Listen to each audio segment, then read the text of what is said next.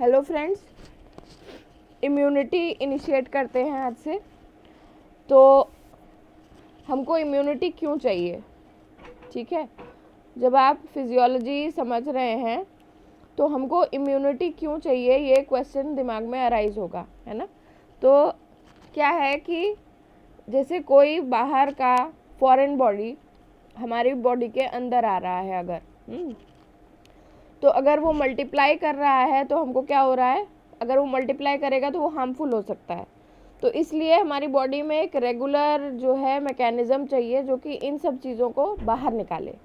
ठीक है, तो डेफिनेशन क्या हुई कि it is the process of defence of the body against harmful elements. ठीक है, कोई भी ऐसा माइक्रोब, मान लीजिए माइक्रोब भी होते हैं जो है हार्मफुल होते हैं। तो माइक्रोब्स में आपके बैक्टीरिया, वायरस, प्रोटोजोअन्स, फंजाई सब कुछ आ जाता है। ठीक है, कोई भी ऐसा माइक्रो पार्टिकल जो कि हमारी बॉडी में एंटर करेगा, अगर वो लिविंग है तो वो मल्टीप्लाई करेगा। ठीक है, और अगर मान लीजिए कि वो एलर्जेन ही है, ठीक है, कोई ऐसा लिविंग पार्टिकल नहीं है, मान लीजिए डस्ट है, ठीक है, तो डस्ट क्या करेगी, डस्ट भी जो है, जो कोई सेंसिटिव है, एलर्जिक है, उसके लिए डस्ट भी जो है हार्मफुल होगी। तो हमारी बॉडी की इम्यूनिटी क्या करती है कि इन माइक्रोब्स को या डस्ट पार्टिकल्स को या फॉरेन बॉडीज़ को हमारी बॉडी से लगातार वॉश आउट करती है। That is the process of immunity. Okay, defence of the body against harmful chemicals, harmful elements. Okay, तो इसलिए क्या है, मैंने बताया आपको कि रेगुलर, क्विक और continuous mechanisms they are needed for removal. ठीक, अब देख लीजिए कि टाइप्स क्या है। तो इम्यूनिटी के टाइप्स जो हैं वो बेसिकली इन्नेट और एक्वायर्ड हैं। ठीक है, इन्नेट कोई चीज़ क्या होती है, जैसे जो हम लेके पैदा होते हैं, the things which we are born with, those are innate things, जो कि हमने अडेप्ट नहीं करी है, हम उसको लेके पैदा हुए हैं। ठीक है, अब देखिए, जैसे एक आप बिल्कुल बेसिक चीज़ इमेजिन कीजिए, बच्चे सबने देखे होंगे। तो बच्चे एक बैग में रहते हैं, सराउंडेड बाय लिकर एमनाई, पानी वाला एनवायरनमेंट, लिकर उनके आसपास रहता है, उसी एनवायरनमेंट में वो रहते हैं इन द यूट्रस। उसके बाद से वो बाहर आते हैं तो उन्हें कई चीज़ ऐसी मिलती हैं जो फॉरेन होती हैं। उनको जो है एयर मिलती है, ठीक है, जिसका उनको पहली बार एक्सपोजर होता है। उनको डस्ट से भी एक्सपोजर हो जाता है, उनको तमाम बैक्टीरिया, वायरस से एक्सपोजर होता है, लेकिन उनको कोई वो फिर भी सरवाइव करते हैं, है ना। तो कोई चीज़ है जो वो क्या कहते हैं, कोई चीज़ ऐसी है जो कि उनके लिए काम कर रही है, उनके सर्वाइवल के लिए काम कर रही है। तो that is your innate immunity. ठीक है, अब इन्नेट इम्यूनिटी जो है एक नॉन स्पेसिफिक होती है और एक रिलेटिवली स्पेसिफिक होती है, ये हम आगे वीडियो में देखेंगे। दूसरा होता है हमारा अक्वायर्ड इम्यूनिटी। अक्वायर्ड इम्यूनिटी होती है जो कि हम धीरे धीरे जैसे हम ग्रो कर रहे हैं, जैसे जैसे हमारा एज बढ़ रहा है, हमारी कहते हैं ना इम्यूनिटी बढ़ रही है। तो ये हमारी अक्वायर्ड इम्यूनिटी होती है सॉरी, जो हम इन लाइफ अक्वायर करते हैं। ठीक, अब इसमें क्या है, नेचुरली एक्वायर्ड होती है और आर्टिफिशियल इम्यूनिटी होती है, और दोनों में ही एक्टिव और पैसिव इम्यूनिटी होती है। ठीक है, नेचुरली एक्वायर्ड में एक्टिव इम्यूनिटी जो है वो आपकी सेल्यूलर और ह्यूमोरल टाइप्स की होती है, और पैसिव इम्यूनिटी वो होती है नेचुरली एक्वायर्ड में इन्फेक्शन से एक्वायर्ड जो इम्यूनिटी होती है वो एक्टिव होती है। जैसे हमको चिकन पॉक्स हुआ, ठीक है, या कोई हमको वायरल इन्फेक्शन हुआ, उसके बाद हम लाइफ लॉन्ग उसके लिए इम्यून हो गए, that is your active immunity. Okay, and passive immunity कौन सी होती है, पैसिव इम्यूनिटी होती है जो कि मदर से हम में ट्रांसफ़र होती है। ठीक है, IgG जो कि प्लेसेंटा के थ्रू हमें मिलता है, और IgA जो हमें ब्रेस्ट फीड के थ्रू मिलता है, ठीक है। अब आर्टिफिशियल इम्यूनिटी कौन सी होती है, देखिए आर्टिफिशियल इम्यूनिटी में भी एक्टिव है और पैसिव है, ठीक है। अब एक्टिव इम्यूनिटी कौन सी है, जो हमें वैक्सीन से मिल रही है, और पैसिव इम्यूनिटी कौन सी है, जो कि हमें IV एंटीबॉडीज से मिल रही है, ओके। तो ये टेबल जो है ये बहुत इम्पॉर्टेंट है, ये जो फ्लो चार्ट है ये बहुत इम्पॉर्टेंट है, आप ऐसा ही लिख सकते हैं, इसको इसी तरह से लिख सकते हैं और ये क्वेश्चन आता है, ठीक है।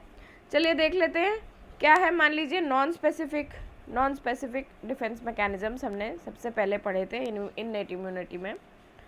तो इननेट इम्यूनिटी जो हम लेके पैदा हुए हैं उसमें नॉन स्पेसिफिक डिफेंस मैकेनिज्म्स होते हैं। इसके अंदर क्या है, जो चीज़ हमारे पास प्रेजेंट है जो हम वही लेके पैदा हुए हैं। तो हमारी स्किन और म्यूकस मेम्ब्रेन है, ये क्या करती है, ये एक फिजिकल बैरियर बना देती है, ठीक है। देन हमारी बॉडी में एंटी माइक्रोबियल मैकेनिज्म्स हैं जो कि इंटरफेरॉन्स और कॉम्प्लीमेंट्स के फॉर्म में एक्सप्रेस होते हैं, ठीक है। ये हमारा सेकेंड लाइन है। Then there are natural killer cells जो हमारी नॉन स्पेसिफिक डिफेंस मैकेनिज्म बनाते हैं। देन फेगोसाइटोसिस एक सेल स्कैवेंजर मैकेनिज्म है, सेल को खा लेने वाला। फिर हमारे पास इन्फ्लेमेशन है और फीवर है फाइनली, ठीक है। अब इन मैकेनिज्म्स को अपन इंडिविजुअली पढ़ते हैं। तो सबसे पहले आपकी mechanical defence mechanism I. Mechanical defence मतलब कि जो एक फिजिकल बैरियर है, ठीक है, that is your mechanical defence. Mechanical defence में क्या हुआ, देखिए ये क्या है, ये आपकी बॉडी और एक्सटर्नल एनवायरनमेंट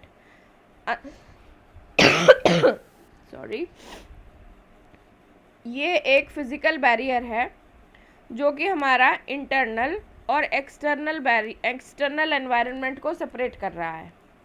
इसके कारण क्या है कि एक्सटर्नल एनवायरनमेंट से कोई चीज़ अंदर नहीं आ सकती, ये इसको यहीं रोक लेगा, ठीक है। माइंड यू ये कोई प्रोसेस नहीं करेगा, ये इसको रोक लेगा, ठीक। जैसे जो है मतलब इमीडिएट एक्शन, पहला सबसे पहले कौन सी ऑर्गन सेंसिटाइज होता है, दैट इज़ योर स्किन, ठीक। तो स्किन ने पहला डिफेंस मैकेनिज्म किया, ठीक है।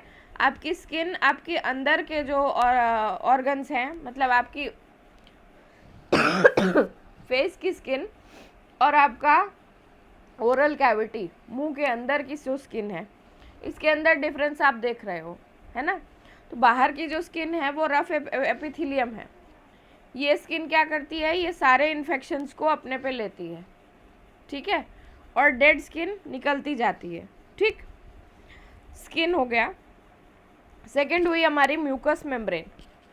म्यूकस मेम्ब्रेन क्या है, एक वो मेम्ब्रेन है जो कि हमेशा सेक्रीशंस निकालती रहती है, जिससे हमारा जो अंदर के ऑर्गन्स हैं वो सब बराबर मोबिलिटी में रहें। तो ये भी फिजिकल बैरियर है और इससे भी क्या होता है, ऑर्गेनिजम्स की एंट्री रुकती है। कैसे रुकती है, देखिए सॉरी, म्यूकस मेम्ब्रेन जो है ये अंदर से कैसी है, चिपचिपी है। तो इसके कारण क्या हो रहा है, मैकेनिकल ट्रैपिंग हो जा रही है ऑर्गेनिजम्स की, ठीक है, और केमिकल्स निकल रहे हैं इसमें से जो कि ऑर्गेनिजम्स को लाइज कर देते हैं, ठीक। फिर comes the mucus.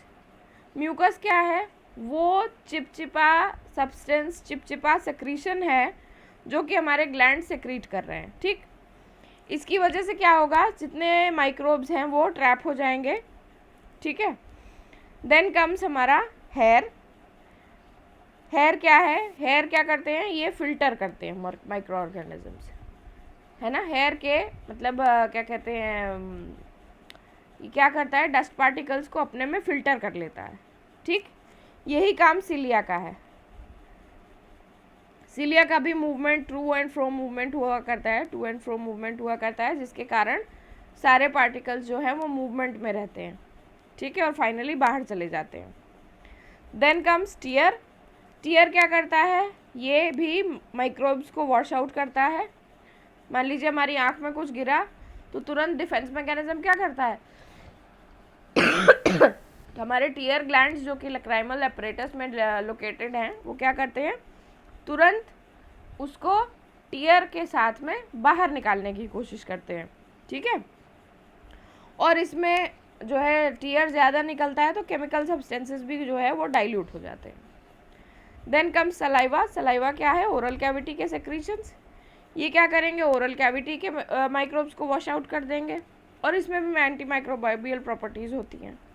Then urine. Urine में क्या होता है कि यूरिनरी ट्रैक्ट के माइक्रोब्स में वॉश आउट हो जाते हैं। Then comes defecation.